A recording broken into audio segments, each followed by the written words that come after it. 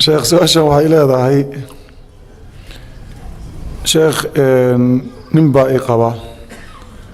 aad ayuu iigu wanaagsan yahay se waa nin weyn oo iga da'weyn markii aan guursanayeyna duruuf baan ku raacay haddana waan nacay sheekh furniin ma ku codsan karaa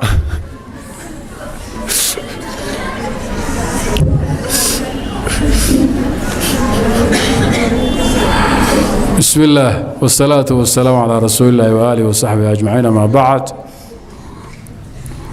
gabadha muslimada waxaan u malaynayaa hadaysan ku talagayn in naga qosliso si daacadnimo wax u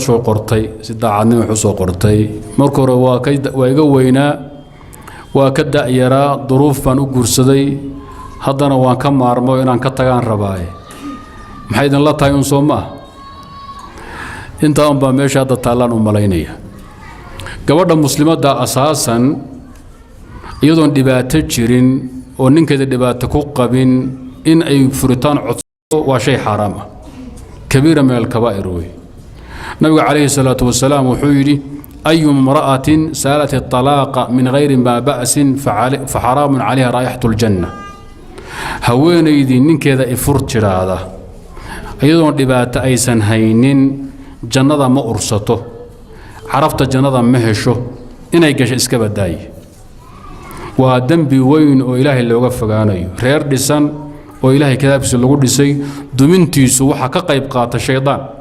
waa ogtiin ibliisku waagi bariyaba carshiga kursiga wuxuu dhigtaa badda bartankeeda ciidankiisu soo diraa wuxuu yiraahdaa dadka muslimiinta soo aafeeya askari baa u iman ibliis askartiisa kamida wuxuu oranayaa hebel baasaan u dirahay walaalkii buu dilay waxa madan qabanin buu oranaya waxa dhici karta inuu hadhow toobad keeno hebel saan u dirahayeen macsida ugu xayisiinayay khamru cabay wuu zinaystay kanu sameeyay ilaahi waa ghafuur rahiim inuu toobad keena laga yaaba waxa madan qabanin buu leeyahay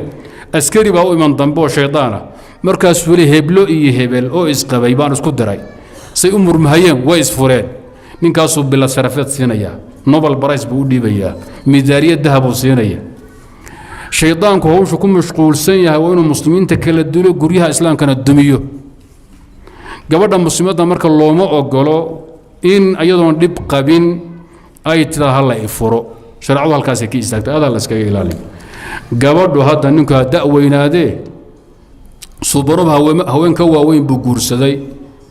kuwa ka yararba waa guursaday calayhi salaatu wasalaam dhaqanka Soomaaliya saasoo iska ahaa waagi hore waxay dhigi jireen ninkii ku dhali kara ayaa ku dhaqi kara soo sida ma ahay gabadh yahay haddaadan wadaadka da'mooyeen dhib kale aadan ku qabin inuu ka weyn yahay oo horaanba aad ku gashay mooyeen dhib kale aadan ku qabin ifur hadhii haddii hawshi guriga uu gabay oo galmadii kala adahay